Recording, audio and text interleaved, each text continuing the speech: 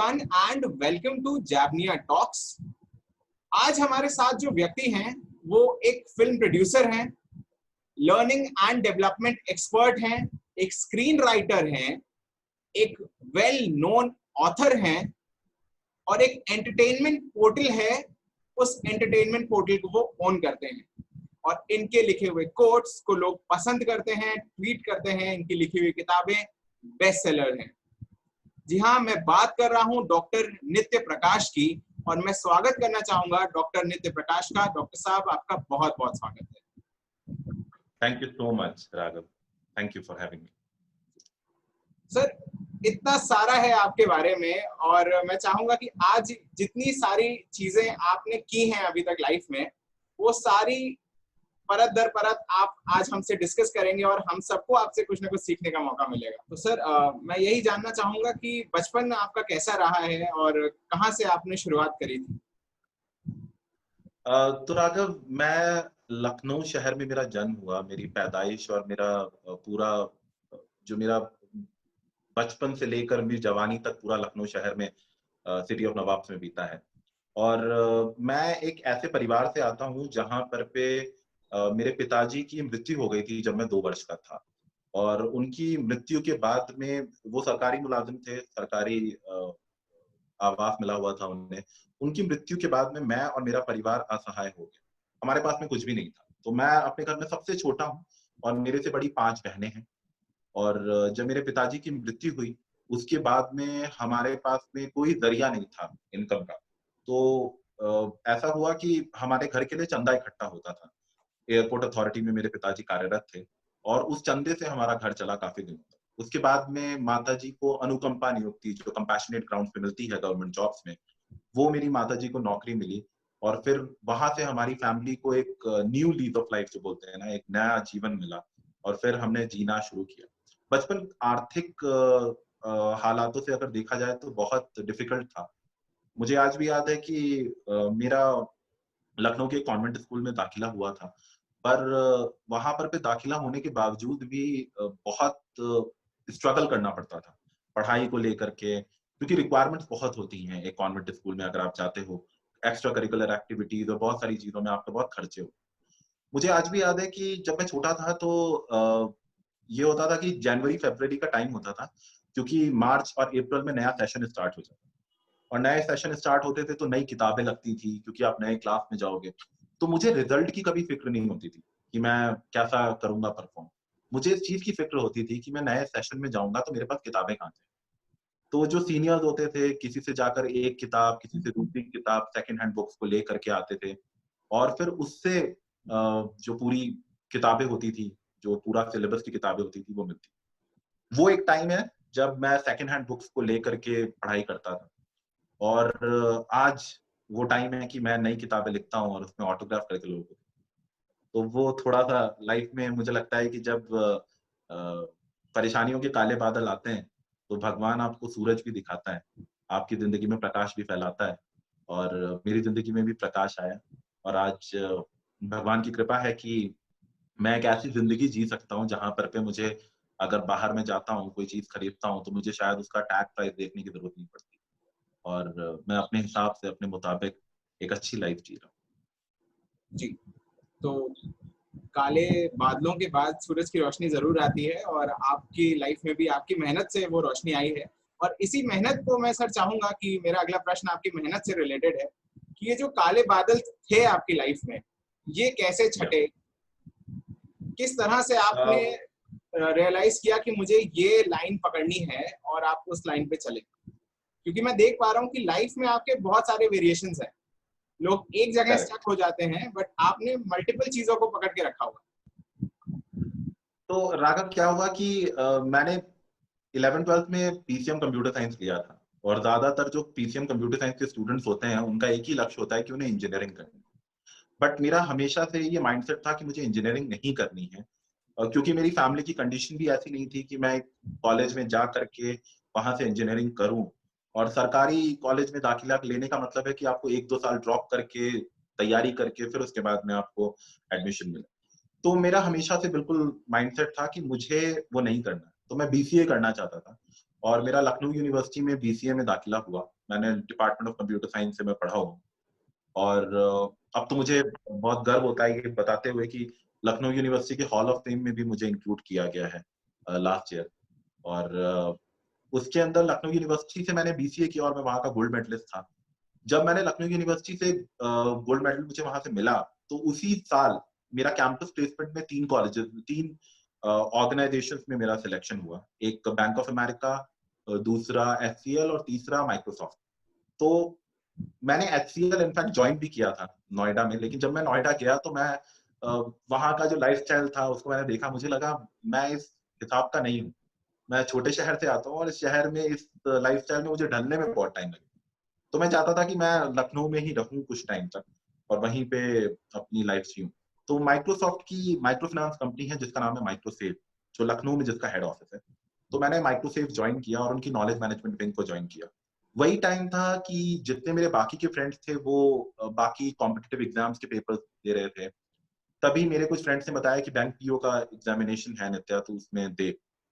तो मैंने 3 bank PO के पेपर्स लिखे, जिसमें स्टेट बैंक ऑफ इंडिया और ICICI बैंक का मैंने पेपर लिखा और मेरा तीनों में सिलेक्शन हो गया। फिर मेरे पास में चॉइस आई कि मुझे कौन सा ज्वाइन करना है। तो वो बहुत ही कंफ्यूजिंग फेज था, बिकॉज मेरी जो एल्डर सिस्टर है वो पहले से ही स्टेट बैंक ऑफ इंडिया में वर्क कर रही थी। तो मैंने ये तो देख लिया था कि स्टेट बैंक ऑफ इंडिया मुझे ज्वाइन नहीं करना, क्योंकि आई थॉट कि अब दीदी के थोड़ा पल्लू से बाहर निकलो और अपनी लाइफ अलग से जियो। और उस टाइम तक ये भी था कि सरकारी नौकरी में, बैंक की नौकरियों में पेंशन का प्रावधान भी खत्म हो गया। तो मैंने सोचा कि फिर सरकारी और प्राइवेट नौकरी में कोई फर्क नहीं रह गया।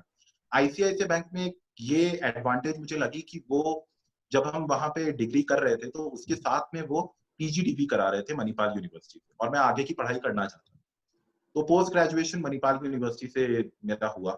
और उस टाइम पर जब मैंने अपना पोस्ट ग्रेजुएशन किया तो मैं ICICI बैंक का पहला PO बना जिसने रिसर्च पेपर प्रेजेंट किया था इंटरनेशनल जर्नल, और मुझे मैड्रास जाने का मौका मिला था।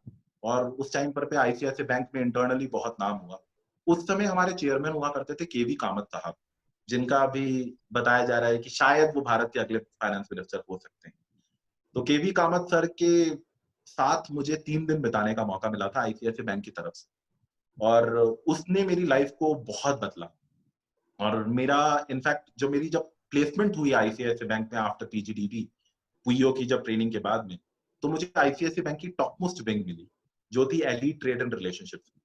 और जो मुझे जगह भी मिली वो न्यू दिल्ली में बसंत विहार क्लस्टर में। तो न्यू दिल्ली का जो बसंत विहार एरिया है वो सबसे पॉश एरिया माना जाता है। मुझे वो क्लस्टर पूरा दिया गया और उसकी ट्रेड फाइनेंस की पूरी जिम्मेदारी मुझे मिली, इंटरनेशनल ट्रेड की पूरी जिम्मेदारी मिली। उसी टाइम पर पे क्या हुआ कि PO प्रोग्राम में जनरली ये होता है कि मैं भी जवान था, तो मुझे भी एक चेहरा पसंद आया। मुझे लगा कि शायद अब जिंदगी आगे बीत सकती है उसके साथ। तो फिर उसे भी मैं पसंद आया। हमने डिसाइड किया कि that we will settle down together. उस टाइम पर पे ये हुआ कि हमें फैमिली से बात करी, फैमिली अग्री किया। उन्होंने बोला कि चलो, बिकॉज हम दोनों PO थे बैंक में, तो तो उन्हें क्या कोई उम्र रही प्रॉब्लम होगी नहीं, लगभग आपत्ति आपकी नहीं। उस समय? मेरी ये आज से 10 साल पहले की बात है, 2010 में बैंगलोर। जी। और 2011 में हमारी वेडिंग जो थी वो फाइनलाइज हुई in the month of March. उसके 10 दिन पहले, just before the wedding, 10 days before that, उसका कार एक्सीडेंट में डेथ हो गई and she died on the spot. वो जब हुआ तो फिर मेरी पूरी लाइफ जो थी वो बिल्कुल तहस नहस हो गई, बिकॉज बचपन बहुत ही कठिनाइयों से भरा था। तो मैं बार बार यही पूछ रहा था भगवान से कि मेरे साथ ही ऐसा क्यों, वाई में। मैं बहुत कठिन फेज में था, मैं घर से बाहर नहीं निकलता था। And that was the time I resign from my job also. मैंने बोला मैं नहीं करता। तब उस टाइम पर पे डॉक्टर कुमार विश्वास जो थे वो मेरे क्लाइंट थे ICICI बैंक के। उन्होंने बोला नित्या जो भी है दिल में तू उसको लिख। तो उन्होंने मुझे एक डायरी दी, पेन दिया, उसने बोला जो भी है दिल में वो लिख। तो मैंने 14 दिन नॉन स्टॉप वो डायरी, 4-5 डायरी भरी, उसमें अपनी पूरी लाइफ की स्टोरी लिखी। कुमार विश्वास जी के जो असिस्टेंट थे प्रबुद्ध, वो घर आए, वो मेरी डायरी ले गए पढ़ने के लिए। और 4 दिन बाद मेरे पास कॉल आया पब्लिशर का। उन्होंने बोला कि हम आपकी नॉवल पब्लिश करना चाहते हैं। मुझे लगा नॉवल, तो मैंने तो कुछ ऐसा किया नहीं है। उन्होंने बोला नहीं, जो आपने लिखा है। और मैंने जो अपनी डायरी थी, जो उसका पहला पन्ना था, उसके ऊपर 4 शब्द लिखे थे। वो मेरी नॉवल का शीर्षक बना, जिसका टाइटल था डियर आई हेट यू, और that became the title of the book. फिर मैंने बोला ठीक है। और उस किताब में मैंने क्या किया था कि मैंने बोला मैं इसकी एंडिंग थोड़ी चेंज करना चाहता हूँ। और उसमें एंडिंग में मैंने क्या किया, क्योंकि किताब का तो जन्मदाता मैं था, रचयिता मैं था, तो मैंने अपनी किताब में उसे जिंदा रखा और अपने आप को मार दिया। ये मेरा बदला लेने का तरीका नहीं था, लेकिन मेरा ये था कि कहीं ना कहीं तो शायद वो जिंदा रहे, मेरी यादों में ही सही वो जिंदा रहे। तो मुझे लगता है कि एक इंसान के जीवन में जब भी टूटने का क्षण आता है, जब भी वो टूटता है, तो एक इंसान और परमाणु एक जैसे होते हैं। जब एक परमाणु टूटता है तो उसमें से ऊर्जा निकलती है। ये हमारे ऊपर होता है कि हम उस ऊर्जा से क्या करना चाहते हैं। या तो हम उस ऊर्जा से एटम बॉम्ब बना सकते हैं, अपना जीवन ध्वस्त कर सकते हैं, लोगों का जीवन ध्वस्त कर सकते हैं, या तो हम उस ऊर्जा से बिजली बना सकते हैं, अपने जीवन में प्रकाश ला सकते हैं, दूसरों के जीवन में प्रकाश ला सकते हैं। यही बिल्कुल सेम चीज होती है जब एक इंसान टूटता है। जब उसके जीवन में एक टूटन का क्षण आता है, तो उसके पास भी 2 रास्ते होते हैं। पहला रास्ता ये कि उस टूटन के क्षण में चाहे तो वो अपना जीवन किसी पॉजिटिव चीज में बना करके उसे और अच्छा कर सकता है, या वो नेगेटिव साइड ले करके अपने जीवन को पूरा ध्वस्त कर सकता है। मेरे पास भी जब वो टूटन का क्षण आया, तो मेरे पास में 2 ऑप्शन थे, या तो मैं एस्केप रूट तलाशूं, जैसे आजकल के जो जवान लोग हैं वो सुइसाइड और बाकी सारी चीजें कर रहे हैं। मेरे पास में ऑप्शन था कि मैं शायद वो करूं। फिर मुझे लगा कि नहीं, मेरा जो टूटन था उसको मैंने सकारात्मक चीज में लगाया और उसे एक किताब का रूप दिया। जब वो किताब छपी तो मुझे याद है कि मेरे पब्लिशर ने मेरे से पूछा, सर कितनी पहली कॉपीज कितनी छापें? मैंने बोला यार मिनिमम कितना है? उसने बोला सर 300। तो मैंने बोला मिनिमम ही छापो, 300 से ज्यादा नहीं बिकेंगे। कुमार विश्वास सर आए, उन्होंने किताब का रिलीज किया दिल्ली में एनसीयूआई में सीरी फोर्ट ऑडिटोरियम के सामने। किताब की 300 कॉपीज लॉन्च के टाइम पे ही बिक गई। फिर पब्लिशर ने दूसरा लॉट 10,000 कॉपीज का छापा, वो भी बिक गया। फिर साल के अंत में हम 3 लाख कॉपीज सेल करके बैठे थे, और मेरे को हॉलीवुड कंपनी मलबरी फिल्म्स का कॉन्ट्रैक्ट मिला। मैंने उसको साइन किया और मैंने उसके राइट्स बेचे for a movie to be made on that. तो वो मेरी जर्नी थी। और उसी बीच में आईसीआईसीआई बैंक मुझे छोड़ना नहीं चाहता था। उन्होंने बोला कि नहीं नित्या, हम नहीं चाहते कि आप हमारा छोड़ें। तो मैं बैंकर था और साथ में मेरा टेक्निकल बैकग्राउंड था बीसीए का। तो वो टाइम था, उस टाइम पर पे आईसीआईसीआई बैंक पहला बैंक बना था भारत में जिसने टैबलेट बैंकिंग इंट्रोड्यूस किया था। तो उन्हें एक ऐसा इंसान चाहिए था जिसे बैंकिंग पता हो, जिसे टेक्नोलॉजी भी पता हो। तो मैं आईसीआईसीआई बैंक का पहला ट्रेनर बना जिसने कि आईसीआईसीआई बैंक के एम्प्लॉइज को टैबलेट बैंकिंग यूज करना बताया। तो I started training people for that. तो मैंने आईसीआईसीआई सेल्स एकेडमी जो थी रायपुर की, उसे ज्वाइन किया and I started training people. तो मैंने कम से कम आईसीआईसीआई बैंक में 20,000 से ऊपर ट्रेनीज ट्रेन किए होंगे उस टाइम। सर आपकी पहली book dear I hate you, जिसमें आपने अंत में चेंज किया और उनको जिंदा रखा अपने आप को मारकर, एक बड़ी कुर्बानी, ताकि एटलीस्ट कहीं ना कहीं वो रहे लोगों की मेमोरीज में, आपकी मेमोरीज में। दूसरी, तीसरी, चौथी, पांचवी, छठी, अगर मैं बुक की बात करूं, in the name of love, little Maya, Lucknow. तो ये लखनऊ जो है, या लखनऊ, ये लखनऊ कनेक्शन पे बेस्ड। हाँ, तो लिटिल लखनऊ मेरी जितनी भी कहानियां रही हैं आज तक, वो मैंने उसमें हमेशा एक्सपेरिमेंट किया है। मैंने जब पहली लव स्टोरी लिखी तो उसके बाद पब्लिशर्स का मेरे पास आया कि नित्या लव स्टोरी लिखो दूसरी। मैंने बोला नहीं, मैं कहानी वो लिखूंगा जो मैं कहना चाहता हूँ। लव स्टोरी थी जो मैंने कही, अब मैं वो नहीं कहना चाहता हूँ, मैं दूसरी कहानी बताना चाहता हूँ। तो इन द नेम ऑफ लव वो किताब थी जिसमें मैंने जो आजकल कोरोना का एक डिजीज फैला हुआ है, मैंने 2011 में जो किताब लिखी थी उसके ऊपर, उसमें एक एंथ्रेक्स डिजीज के बारे में बात करा था, और जिसका एंटीडोट एक इंसान के पास है। तो उसमें एक स्पाई थ्रिलर थी, स्पाई था जो कि पता कर रहा है कि किसके पास एंटीडोट है, उसके ऊपर कहानी थी। तीसरी किताब थी मेरी लिटिल लखनऊ, और लिटिल लखनऊ इंस्पायर्ड है एक रियल लाइफ स्टोरी से, एक इंसान की जिसका मैं नाम नहीं ले सकता हूँ, who was a rape survivor. उसका रेप हुआ था 11 साल की उम्र में, एक बच्ची का।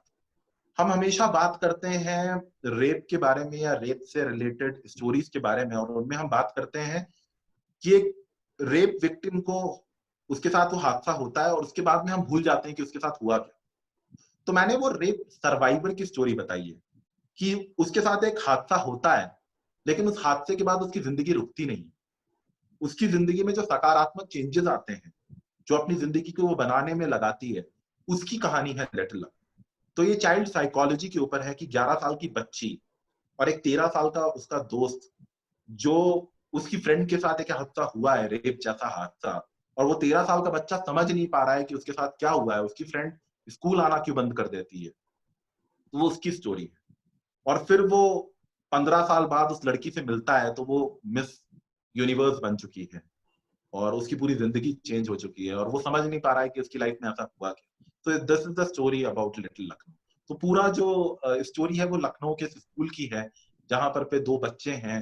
उसमें नवाबी टच है, लखनऊ की लैंग्वेज का पूरा यूज किया है, और लखनऊ की लाइफ के बारे में हमने पूरी बात करी है।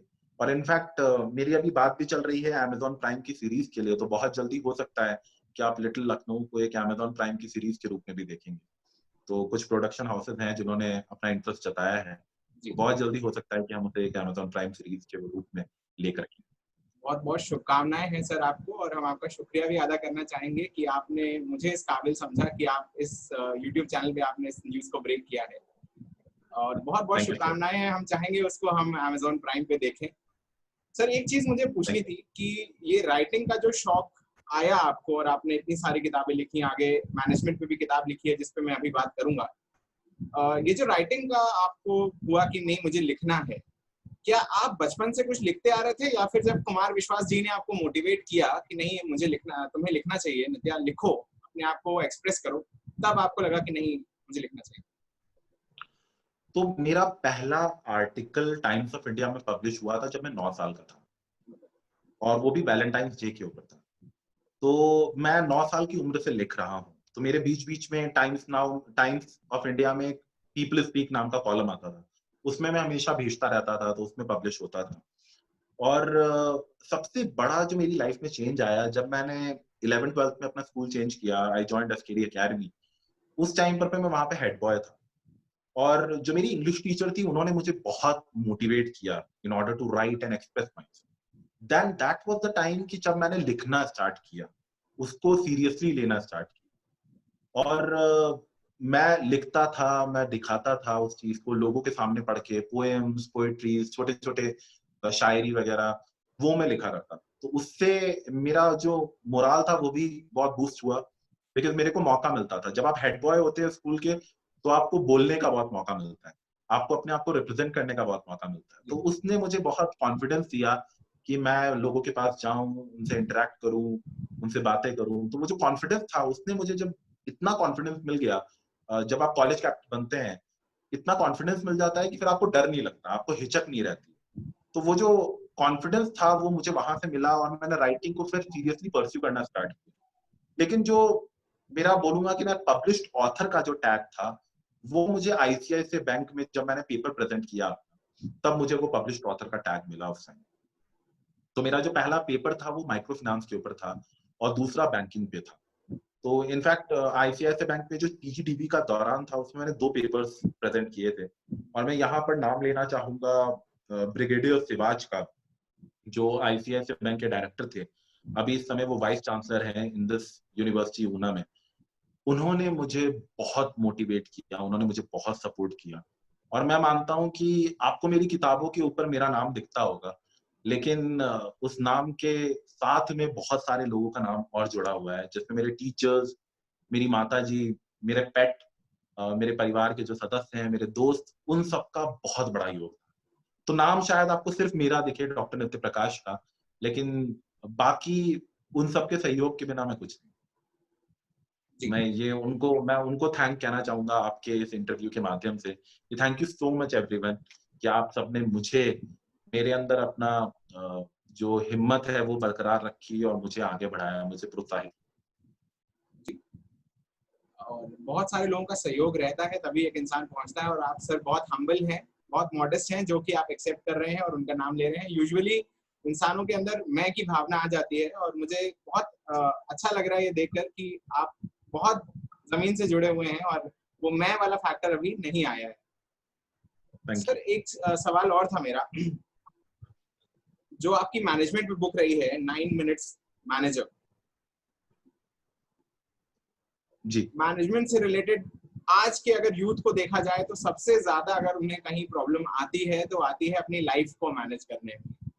बहुत कुछ करना करेक्ट चाहता है यूथ, बहुत सारी चीजें करना चाहता है, बहुत कुछ अच्छा करना चाहता है, इरादे नेक हैं, पर कर नहीं पाता है क्योंकि वो चीजों को मैनेज नहीं कर पाता। आपने करेक्ट। मैनेजमेंट पर भी किताब लिखी है, तो मैं उस किताब से जोड़ते हुए सवाल पूछ रहा हूँ कि यूथ के लिए स्पेशली क्या मैसेज है कि किस तरह से अपनी लाइफ को मैनेज करें। क्योंकि मैनेजमेंट स्कूल्स में भी ये जरूर सिखा देते हैं कि ऑर्गेनाइजेशन को कैसे मैनेज करना है, बट लाइफ मैनेजमेंट एक ऐसा स्पेस है जो कि लोग नहीं बताते हैं और बच्चे लैक करते हैं। मैं आपसे जानना चाहूँगा। राघव, आज के टाइम पर पे अगर आप मेरे से पूछो तो मेरे पास में आईएएस के जो एस्पिरेंट्स होते हैं वो आते हैं इंटरव्यू क्रैक करने के लिए। और मैं आज लीडरशिप ट्रेनर हूँ, मैं लीडरशिप कोच हूँ, मेरा आईसीएफ सर्टिफिकेशन है।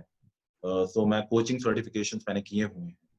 तो बहुत सारे जो आईएएस आईपीएस के जो एग्जाम्स में अपियर करना चाहते हैं, बैंक पीओ के लिए जो करना चाहते हैं, वो मेरे पास आते हैं और वो पूछते हैं कि सर आप मुझे बताइए कि मैं कैसे क्रैक कर सकता हूँ, क्योंकि मैं मैनेज नहीं कर।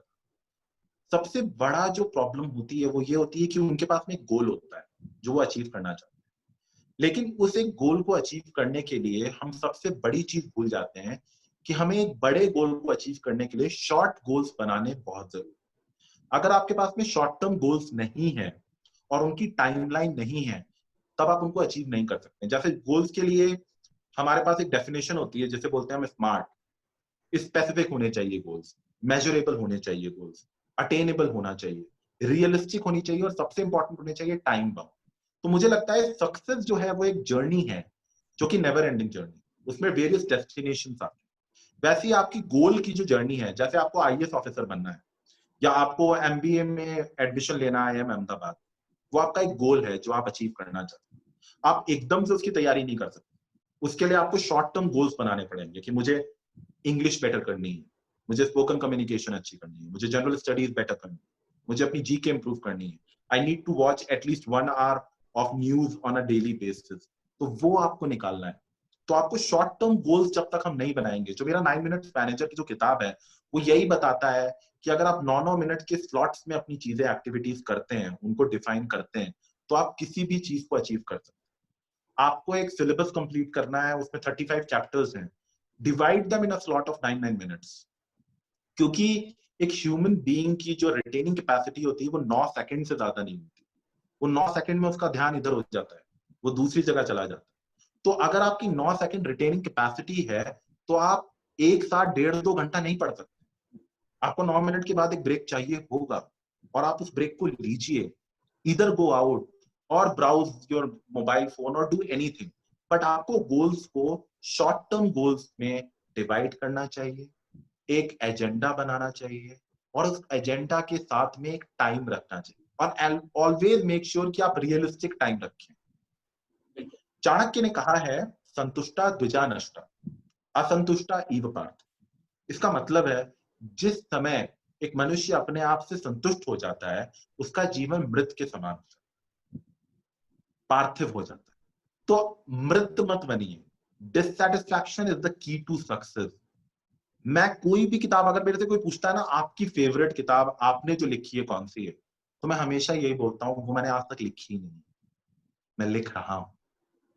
क्योंकि अगर मैं अपने काम से ही सेटिस्फाइड हो जाऊंगा तो शायद मैं अपने लाइफ का, अपने करियर का बेस्ट ना दे।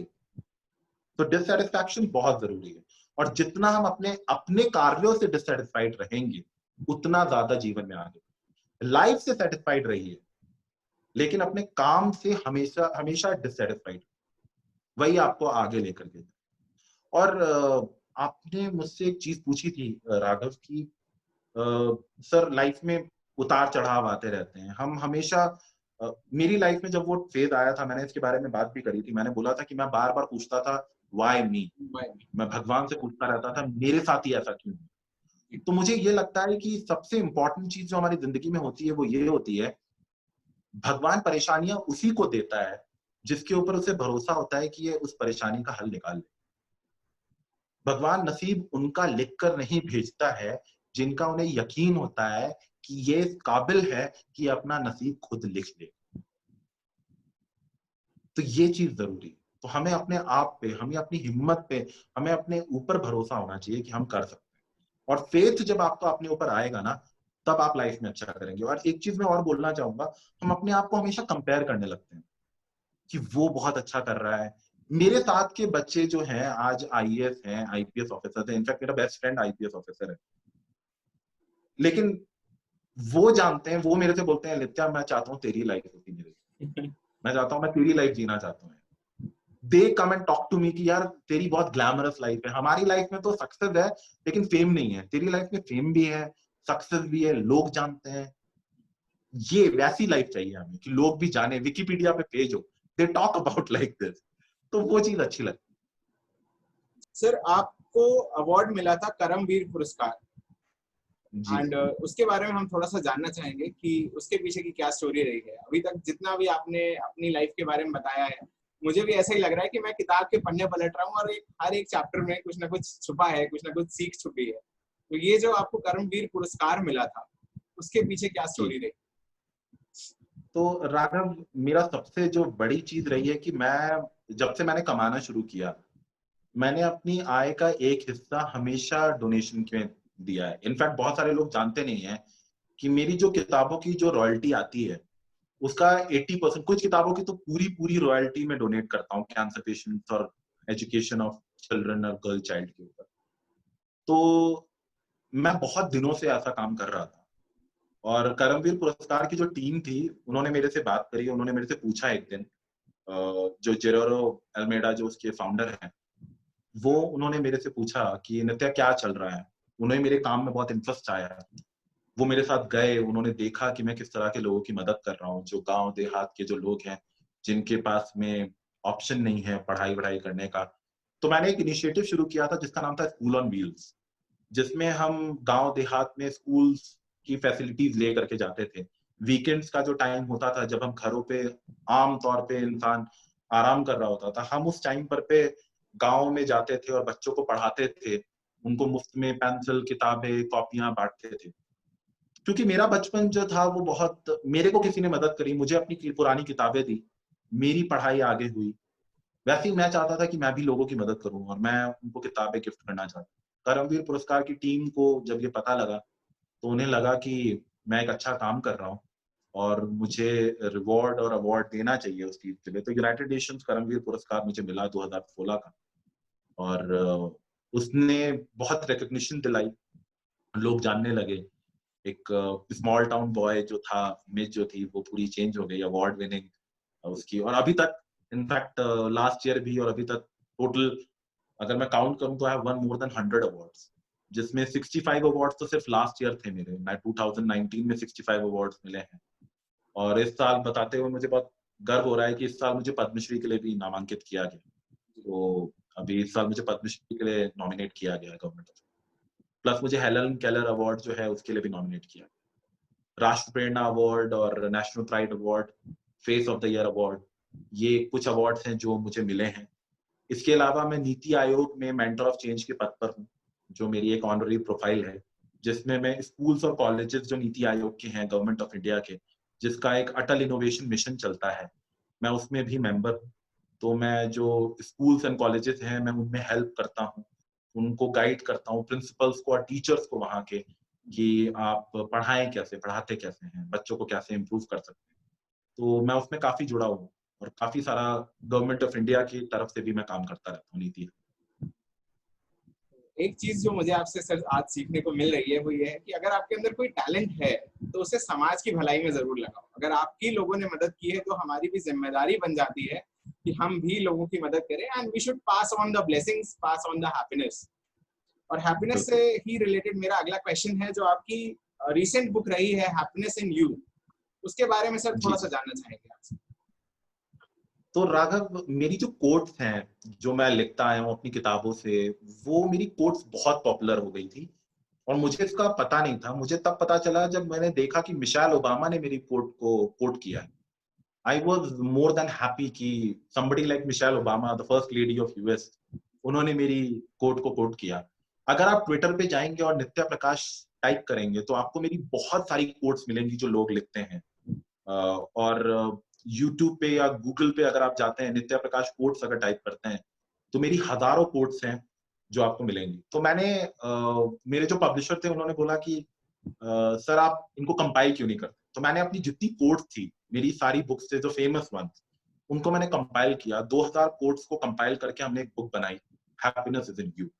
और वो बुक ऑफ कोट्स है। जब भी आप लाइफ में, और बहुत सारे लोगों ने मुझे फीडबैक दिया है कि जब भी मेरा मूड ऑफ होता है, मैं आपकी बुक उठाता हूँ, उसका कोई भी पन्ना पलटता हूँ और उसमें मुझे कुछ कोट्स मिलती हैं जिसको they fill me with, they boost my morale. मुझे बहुत हैप्पीनेस मिलती है उन कोट्स को पढ़ के। तो मेरी कोट्स में थोड़ा ह्यूमर भी होता है, थोड़ी हैप्पीनेस भी होती है। जैसे मैंने एक कोट लिखी थी वुमेन्स डे के ऊपर, वो बहुत वायरल हो गई थी और बहुत सारे लोग आज भी नहीं जानते कि वो मेरी कोट है। जो लोग मुझे नाम लिख करके उसमें कोट में डालते हैं उनको पता रहता है कि मैंने लिखी है, जो लोग बिना नाम के डालते हैं उन्हें नहीं पता होता कि मैंने लिखी है। जैसे मैंने कोट लिखी थी कि of course women do not work as hard as man, कि औरतें जो हैं वो आदमियों जितनी मेहनत नहीं करती, because they get it right for the first time, क्योंकि वो पहली बार में ही सही कर लेती। तो ये बहुत फेमस हो गई थी and people started sharing it. बहुत वायरल हुआ वुमेन्स डे के ऊपर and people all over the globe they started sharing. बहुत सारी इकोनॉमी के ऊपर लिखता रहता हूँ बीच बीच में, तो वो भी बहुत वायरल रहती हैं। तो अगर आप ट्विटर पे देखोगे, फेसबुक पे देखोगे और गुड रेट्स पे देखोगे तो आपको मेरी बहुत सारी कोट्स। तो ये किताब जो है वो उसी का ही एक हिस्सा है, मेरी कोट्स का। जी, तो जैसा कि हम देख पा रहे हैं, सर ने हर एक वो मुकाम हासिल कर रखा है जो कि एक आम इंसान या एक व्यक्ति सोचता है कि मुझे ये करना है, मुझे वो करना है। और इसी मुकामों की अगर बात करें तो बॉलीवुड भी सर के टच से, सर के प्रेजेंस से अछूता नहीं है। एंड सर ने स्क्रीन राइटिंग करी है बहुत सारे फेमस टीवी शोज के लिए और बॉलीवुड मूवीज के लिए भी। तो मैं नहीं बताने वाला हूँ, मैं सर से ही चाहूंगा सुनना, क्योंकि बहुत मजा आ रहा है मुझे। आज मैं क्वेश्चंस कम पूछ रहा हूँ और मैं अभी चाह रहा हूँ कि मैं सर को आराम से सुनूं। सर, आप ही से जानना चाहेंगे कि टीवी शोज कौन से रहे हैं और बॉलीवुड मूवीज कौन सी रही हैं, कैसा रहा है आपका एक्सपीरियंस सिने जगत? तो राघव, मेरी जो पहली फिल्म थी वो थी राउडी राठौर, जिसकी मैंने स्क्रीन राइटिंग करी थी। तो उसमें शिराज जी थे, वो he was the main screen writer. उस टाइम पे मैं नया नया था बॉलीवुड में, तो मुझे मौका मिला कि मैं उसमें करूं। तो राउडी राठौर जो थी वो रीमेक थी साउथ इंडियन मूवी का जिसका नाम था विक्रमाकुडु, जिसमें रवि तेजा जी थे। तो बॉलीवुड में जब उसका अडेप्टेशन हुआ तो उस टाइम पर पे उन्हें चाहिए था, शिराज सर को एक असिस्टेंट चाहिए था, तो मैंने उनको असिस्ट किया and I wrote the screen play of that. बहुत सारे लोगों को ये पता नहीं है।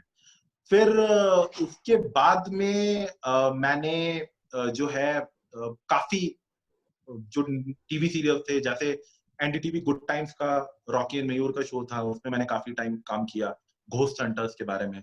मेरी एक किताब है वो भूत प्रेतों के ऊपर भी है, माया जिसका नाम है, पैरानॉर्मल, भानगढ़ राजस्थान के ऊपर भी लिखी है मैंने। तो उस पे मैंने स्क्रीन राइटिंग करी थी। उसके बाद में मैंने जो है मैंने ये करने के बाद में मैंने कौन बनेगा करोड़पति का 17 साल बेमिसाल का जो पूरा कॉन्सेप्ट और आइडिया था, जिसको अमिताभ बच्चन जी ने बोला था अपने अपने शब्दों में, मैंने उसकी स्क्रीन राइटिंग करी थी, मैंने उसकी स्क्रिप्ट पूरी लिखी थी। प्लस मैंने सुपर डांसर जो आता है सोनी एंटरटेनमेंट टेलीविजन में, मैंने उसकी स्क्रीन राइटिंग करी है। तो बीच बीच में, क्योंकि मैं फुल टाइम कमिटमेंट नहीं ले सकता था क्योंकि मैं जॉब में था और मैं लर्निंग एंड डेवलपमेंट प्रोफेशनल हूँ, तो मेरे को जब भी मौका मिलता था तो मैं छोटे छोटे जो शोज होते थे उनकी स्क्रिप्ट आती थी मेरे पास, तो मैं उसको लिखता। लेकिन सबसे पहली चीज जो मेरा एक क्राइटेरिया होता था कि मुझे इंटरेस्ट करना चाहिए। अगर मुझे आइडिया ने इंटरेस्ट किया तभी मैं लिखूंगा, वरना मैं सीधे तौर पे मना कर देता। एक चीज जो मेरे बारे में बहुत लोगों को अच्छी लगती है और कुछ लोगों को बुरी भी लगती है, वो ये है कि मैं मना कर देता हूँ, मेरे को ना बोलना आता है। तो अगर मेरे से कुछ नहीं हो पाता तो मैं सीधे मुंह पे ना बोल देता हूँ कि सॉरी, नहीं हो सकता। और ये चीज मैंने हमेशा करी है और ये चीज बहुत लोगों को इंडस्ट्री में अच्छी भी लगती है कि मैं बिल्कुल डायरेक्टली बोल देता हूँ। प्लस उसके अलावा हमारी एक प्रोडक्शन हाउस है जिसका नाम है neo classic studios. Neo classic studios जो है वो बहुत टाइम से एफएचएम मैगजीन, जो एक इंटरनेशनल मैगजीन है, उसके इंडिया के जितने भी फोटोशूट्स हैं वो हम करते हैं और करते आए हैं, जिसमें तमन्ना भाटिया से लेकर के नील नितिन मुकेश और जितने बड़े बड़े बॉलीवुड सेलिब्रिटीज हैं उन सबको हमने कवर पे लाए हैं। प्लस जी म्यूजिक के हमने बहुत सारे म्यूजिक वीडियोस प्रोड्यूस किए हैं, उसका प्रोडक्शन किया है। और उसके अलावा मैंने 2 फिल्में प्रोड्यूस करी हैं, जिसमें नकाब एक शॉर्ट फिल्म है जो विमेन एम्पावरमेंट के ऊपर है, वो है। Plus dear I love you नाम की एक शॉर्ट फिल्म है जिसकी स्क्रिप्ट मैंने पूरी लिखी थी, जो मॉडल्स जे आउट नाम की एक एजेंसी है दिल्ली की, उसने उसको प्रोड्यूस किया। तो ये मेरा हॉबी है जो मैं करता हूँ। प्लस उसके अलावा मेरा एक गुना मध्य प्रदेश में एक इंस्टीट्यूट भी है जो रन होता है, जिसका नाम है Bombay institute of film and television. तो उसमें हम जो व्यक्ति फिल्म और फिल्म मेकिंग की बारीकियां सीखना चाहते हैं, हम उन्हें ट्रेन करते हैं, चाहे वो एक्टिंग हो, चाहे वो डायरेक्शन हो, चाहे वो राइटिंग हो। तो उसमें हमारे पास में ट्रेनर्स हैं बॉलीवुड इंडस्ट्री के, जो आते हैं उनको ट्रेन करते हैं, जैसे विजय प्रकाश, रमाकांत शर्मा, ऐसे कुछ लोग हैं हमारे साथ में जो जुड़े हुए हैं। वो लोगों को ट्रेन भी करते हैं और साथ में सीखते भी। आपने बताया कि ये जो है आप शौकिया तौर पे करते हैं, ये आपकी हॉबी है। तो जो आपका पैशन है और जो आपका काम है, ये भी बैलेंस करना अपने आप में बहुत बड़ी बात होती है। क्योंकि कई बार मैंने देखा है जो वर्कaholics होते हैं, उनके लिए उनका काम ही सब कुछ होता है और वो पैशन पे ध्यान नहीं दे पाते हैं। बट यहाँ जो मैं अभी तक देख पाया हूँ, आप अपना काम अच्छे से बैलेंस कर रहे हैं। काम के साथ साथ जो आपका लेखन का काम है वो भी कर रहे हैं, लेखन के साथ साथ फिल्म प्रोडक्शन और अपना पूरा इंस्टीट्यूट जो रन कर रहे हैं आप, वो भी कर पा रहे हैं। तो ये सारी चीज, उसके साथ साथ जो आपका फिलैंथ्रोपिक वर्क है वो भी चल रहा है। तो ये 4-5 चीजें जो हैं, इनको कैसे आप बैलेंस कर पाते हैं? घूम फिर के वही सवाल आता है कि how do you balance it? Are you spiritually very strong? हाँ, मैं स्पिरिचुअली बहुत स्ट्रांग हूँ और मेरी आप ये बोल सकते हो मेरी आस्था साईं बाबा पे बहुत है। आज इनफैक्ट आज का तो दिन भी उन्हीं का है। तो मेरी आस्था जो है वो बहुत है साईं बाबा के ऊपर। और मुझे लगता है कि जब भी मैं किसी ऐसे आप बोल सकते हो रोड ब्लॉक आता है मेरी जिंदगी में, जब मुझे नहीं लगता कि मैं किस डायरेक्शन जाऊं, तब मैं साईं बाबा की शरण में चला जाता हूँ, मुझे कोई ना कोई रास्ता दिखा। मैं कर्म पे भी विश्वास रखता हूँ, मैं कर्म पे भी बहुत आस्था रखता हूँ, लेकिन मुझे लगता है कि जिंदगी में गुरु का होना बहुत जरूरी है। अगर आपके जीवन में आपका गुरु ना हो, तो आप जिंदगी में कुछ हासिल नहीं कर सकते।